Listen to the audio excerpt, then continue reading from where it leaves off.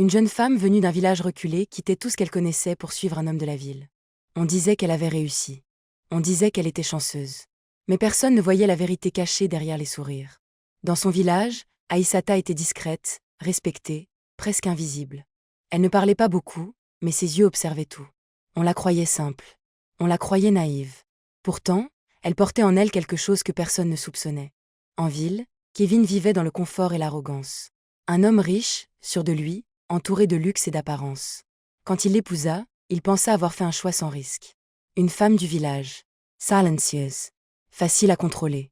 Mais le silence d'Aïssata n'était pas une absence. C'était une stratégie. Dans la grande villa froide où elle s'installa, elle apprit à observer sans être vue.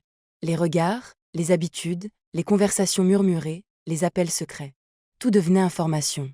Tout devenait compréhension. Kevin, lui, commença à la mépriser doucement, sans même s'en rendre compte. Il corrigeait sa manière de parler, riait de ses origines, exposait ses différences devant ses amis comme un divertissement discret. Mais elle ne réagissait jamais. Et c'est cela qui commençait à l'inquiéter sans qu'il ose se l'avouer. Car une femme qui ne réagit pas n'est jamais vraiment silencieuse. Elle calcule.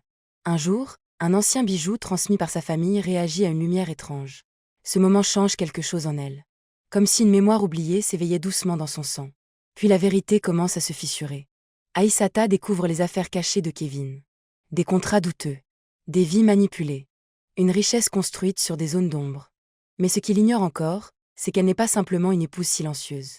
Elle est liée à une histoire bien plus ancienne. Quand les anciens du village sacré apparaissent, tout bascule. Ils ne la regardent pas comme une femme ordinaire. Ils la reconnaissent. Ils s'inclinent. Et dans ce silence sacré, une vérité oubliée refait surface. Aïssata n'a jamais été une simple épouse. Elle est l'héritière d'un royaume effacé par le temps. La chute de Kevin est rapide. Brutal. Inevitable. Tout ce qu'il pensait contrôler s'effondre autour de lui. Son empire, son image, sa certitude de supériorité. Mais le véritable choc n'est pas sa chute. C'est la transformation de la femme qu'il croyait connaître. Face au jugement des anciens, Aïssata ne cherche ni vengeance ni colère. Elle ne crie pas. Elle ne détruit pas. Elle comprend. Et dans cette compréhension, elle devient quelque chose de plus grand que la douleur. Une reine sans couronne. Pas une reine de pouvoir visible. Mais une reine de mémoire, de justice et de silence.